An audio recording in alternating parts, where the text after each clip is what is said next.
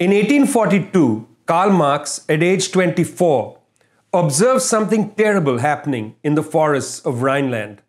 The peasants, who had been used to gathering fallen wood from the forests, were being beaten and arrested by the police.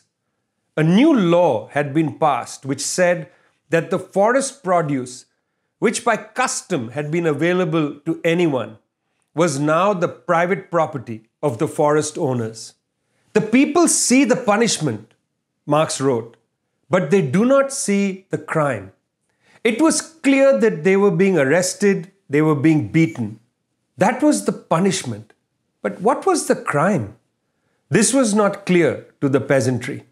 3 years later, in 1845, Marx's friend Friedrich Engels published The Condition of the Working Class in England, a remarkable book in which Engels described a hell on earth. The industrial workers, Engels showed, faced a social war from the bourgeoisie. Women made unfit for childbearing, children deformed, men enfeebled, limbs crushed, whole generations wrecked, afflicted with disease and infirmity, purely to fill the purses of the bourgeoisie, wrote Engels of Manchester, the city where he lived. You didn't have to be a communist, as Engels would become, to be outraged by what you saw. The same year as Engels published The Condition of the Working Class in England, Benjamin Disraeli, who would later become a conservative Prime Minister of Britain, published Sybil, or Two Nations. The two nations referred to in the title are not two countries, but the two nations within Britain, the nation of the bourgeoisie, to borrow Engels' vocabulary, and the nation of the proletariat. There was great social disparity and class war. Both Engels, the young communist, and Disraeli, the young conservative, saw the same thing, as did the novelist Charles Dickens, whose novel Hard Times, published in 1854, described the terrors of life in the shadows of the large factories, as did Elizabeth Gaskell in her 1855 novel North and South. Both Dickens and Gaskell based their novels on Manchester. Their protagonists, Stephen Blackpool for Dickens and Margaret Hale for Gaskell, each give of their labor and are ruined by it. Each of these sensitive writers was shocked by the great violence done to the communities of workers, working long hours, brutalized by the speed of factory production, inhaling the dust of cotton and cold, incapable of building lives, but reduced now to labor, hands as they were known. Inequality was a problem, surely. Only the most hard-hearted soul didn't see that. A generation before Engels, Disraeli, Dickens, and Gaskell, the political economist David Ricardo, in his On the Principles of Political Economy and Taxation, published in 1817, saw the problem as well. But the problem for people like Ricardo and for liberals of all kinds is that the wealth produced in society is not adequately distributed. The solution to the vast problems in society lay at the level of distribution. Taxation would take some of the resources from the wealthy and divert them to the poor. Of course, the problem was that there was a great divergence between the resources held by the wealthy and those held by the poor. After all, the very descriptions of wealthy and poor were derived from the differences of control of resources. But according to Karl Marx, Ricardo and others like him had not asked the fundamental question: why do some people have so much wealth and others have so little? Why, in other words, is it a crime to collect fallen wood in the Rhine forests? It is a crime because the peasants take firewood which has been declared to be private property. The fallen wood is no longer the common property of people. Old customary practices were set aside by the rigorous implementation of the bourgeois legal order.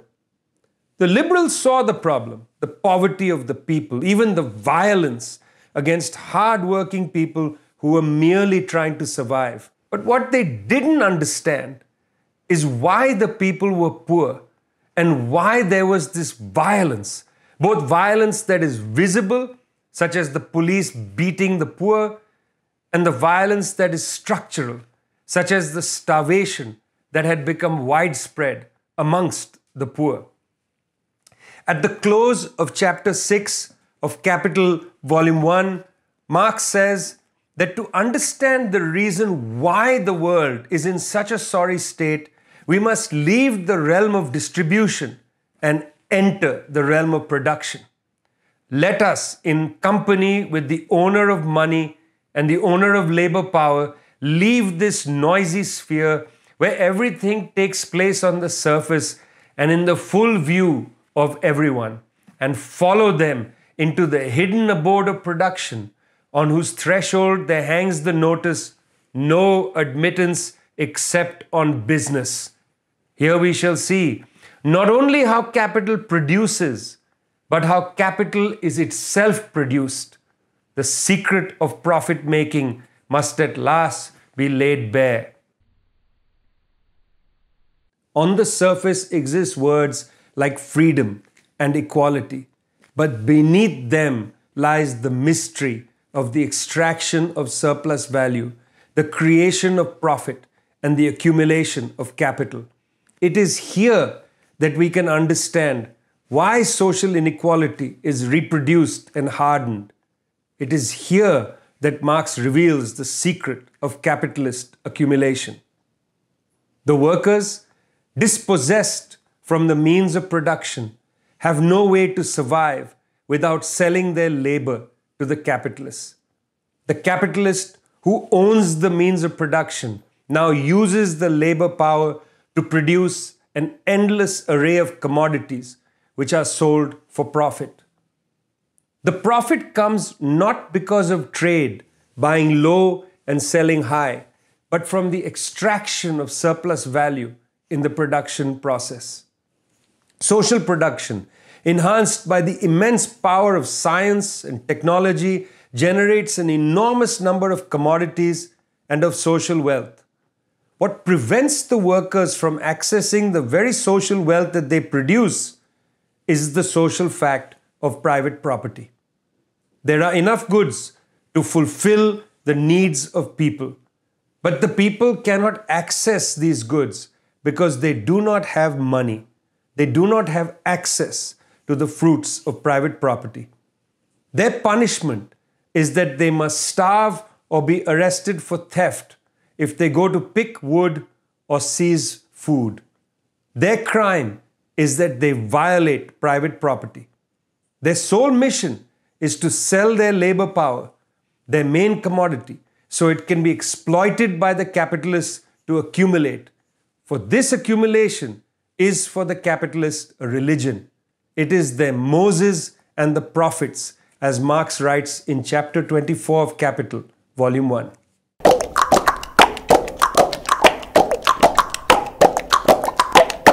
The German philosopher G.W.F. Hegel, who taught Marx a great deal, believed that world history is progress in consciousness, or that the development of human freedom defines the history of the world. The fight for freedom led by people is enough to drive humanity toward emancipation. That was Hegel's view. For Marx and Engels, the emphasis on emancipation was exhilarating but limited. Certain people, in different ways, fought to emancipate themselves from various forms of bondage. But a review of these struggles themselves would not be enough to both understand the dynamic of history and to understand the possibility of emancipation. Historical development takes place under particular historically specific conditions. Based on the state of material conditions, human beings enter into definitive relations with each other to form definitive social relations. In a time of scarcity, for instance, there is a greater likelihood of bondage, with the relations between people mediated through or shaped by the lack of material goods. The massive production of goods at an industrial scale allowed Marx to imagine the possibility for the movement of human beings from the realm of necessity to the realm of freedom, namely socialism. This was not freedom in idealistic terms, but freedom as total human emancipation, which means freedom in both idealist and materialist terms. Competition between capitals and between capital and labor resulted in the transformation of productive forces, namely better technology and a better organization of production. This development of productive forces intensifies pressure on the social relations of production, which sharpens the conflict between classes. These contradictions, sharpened by the struggle between classes, drives history forward in a zigzag way, not always in a progressive direction, as Engels wrote in his note on Marx's preface to the 1859 contribution to the Critique of Political Economy. In that preface, Marx attempts to explain this dialectical relationship between the productive forces, namely technology and the organization of production, and the social relations of production, namely the way in which humans relate to each other, either through hierarchies of status or class. Turning against Hegel's idealism, Marx writes sharply, "It is not the consciousness of men that determines their existence, but their social existence that determines their consciousness." He doesn't mean that humans can sit passively by while technology drives history forward. He means that the struggle between the productive forces, which are themselves shaped by human beings, and the organization of society into classes, which are again shaped by human beings, will drive history forward. He means that the combination of the productive forces and the social relations, their social existence, rather than merely their consciousness, is the motor of history. Tantalizingly, in the preface, Marx writes that we are as yet only in the prehistory of humanity.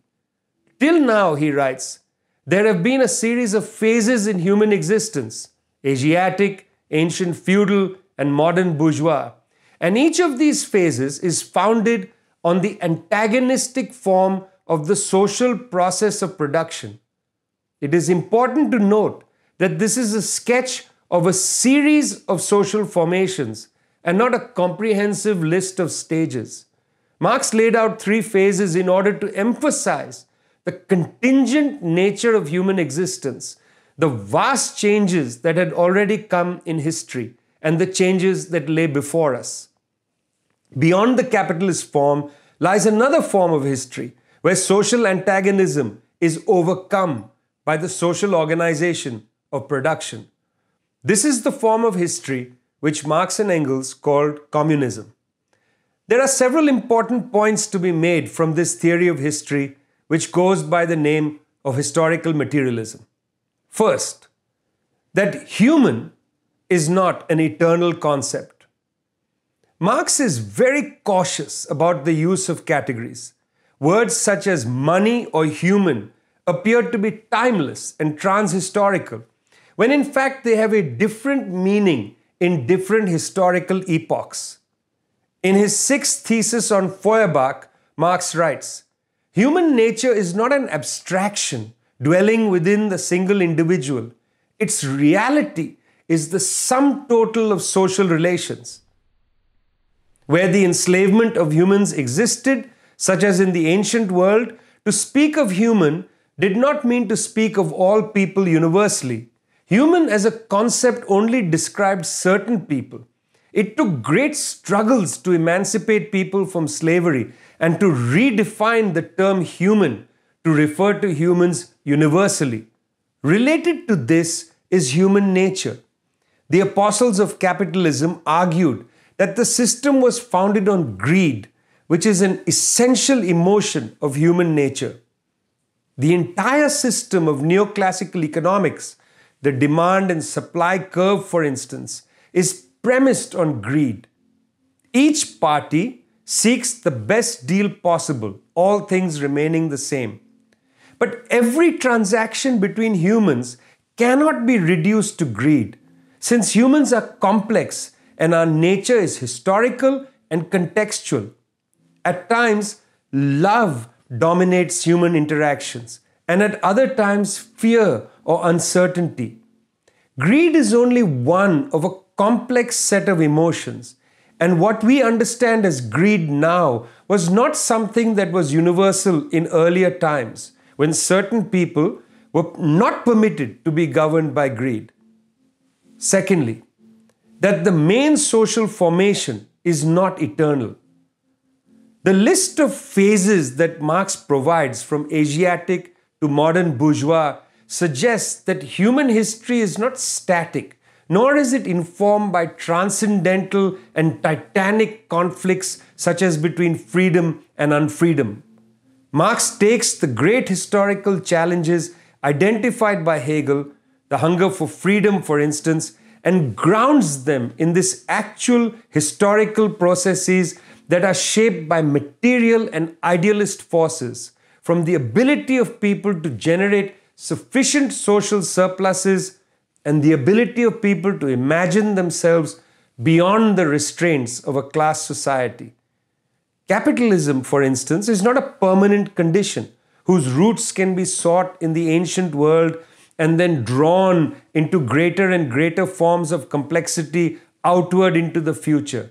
Instead, Marx argued that capitalism was merely one more social formation in a long process of social development that includes pre-capitalist societies that had been organized in ways that would be utterly alien to a capitalist society.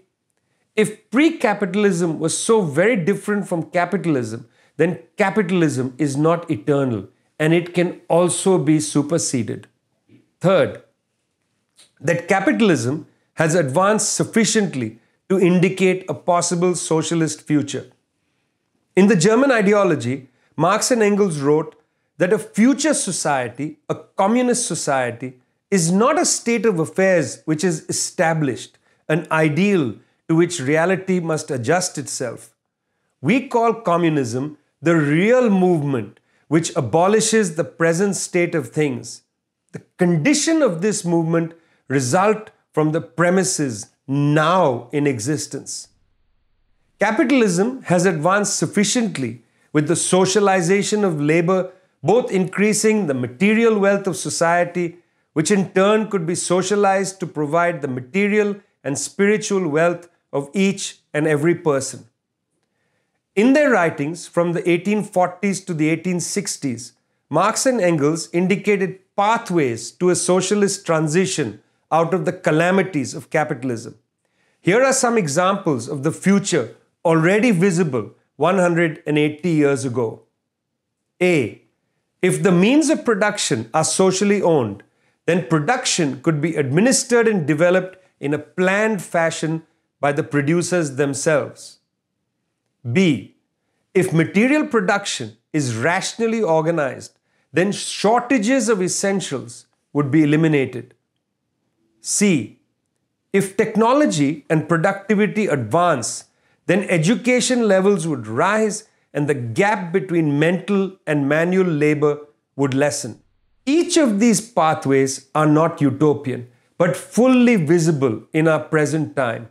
But they are blocked by the hierarchies of privilege, property, and power. There is no necessity that the development of the productive forces would drive the proletariat toward a social revolution. There are objective possibilities rather than necessity for a social transformation. The responsibility for that transformation is not left to abstractions such as history or the productive forces, but to the actions of the working class itself.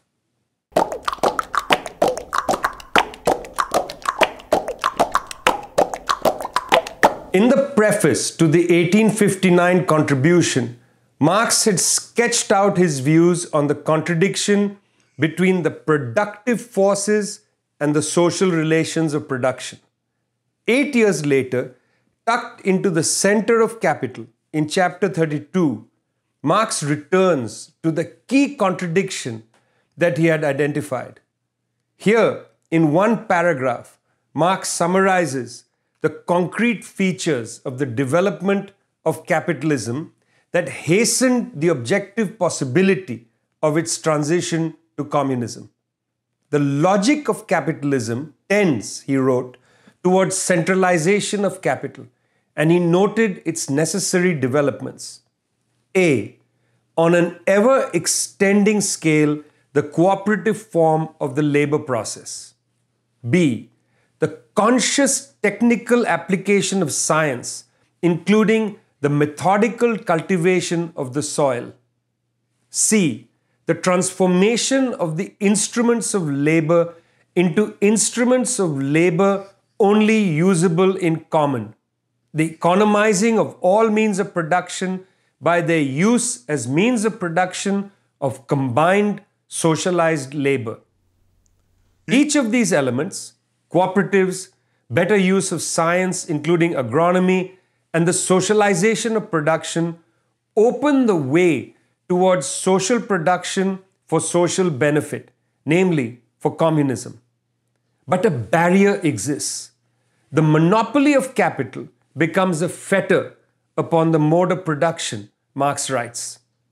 This monopoly of capital, the power of capital, the power that private property gives to some people through their money power and their control of the state, prevents an easy transformation of the system. It is this monopoly of capital that blocks the transition. Behind the barrier of the monopoly of capital lie other significant impediments.